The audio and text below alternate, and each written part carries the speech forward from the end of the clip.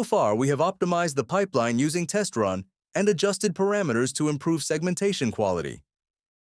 In this video, we'll run batch analysis, applying the validated settings to all worksets at once. Click the Batch Run button at the top of the Analysis Project window. This opens the Batch Run configuration view, where you define how the analysis is applied to multiple worksets. First, select which worksets you want to analyze.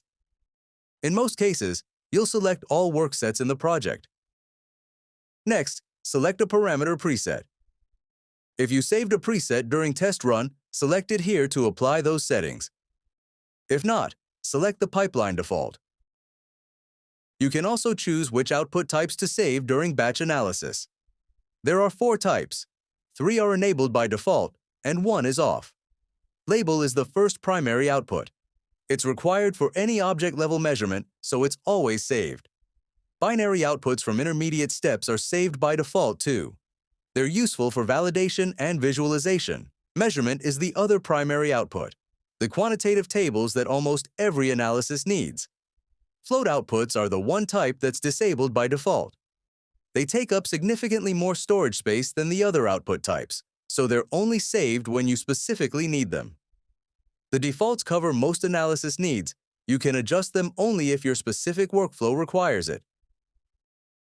And even if you don't save every intermediate output now, you can regenerate them later for any specific dataset by rerunning the analysis on it. Before starting a large batch run, it's worth checking your available disk space. Output files can add up quickly when processing many datasets.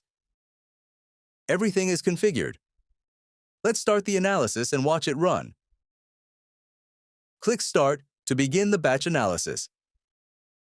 Processing time depends on data size, pipeline complexity, and your hardware. The progress bar at the bottom shows how many datasets are complete and how many processes are still running. TomoAnalysis executes the pipeline sequentially on each dataset. You can monitor the live results in the live view as they're produced. The batch is complete. Let's confirm that the results have been saved properly. When the batch run finishes, a new entry appears in the result history list. Each history is automatically named with the date and time of the run.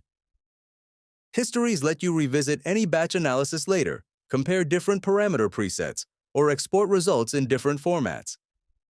How you organize your batches affects how easy it is to compare results later. To summarize, Batch Run applies your validated pipeline and parameters to all worksets and saves the results as a result history.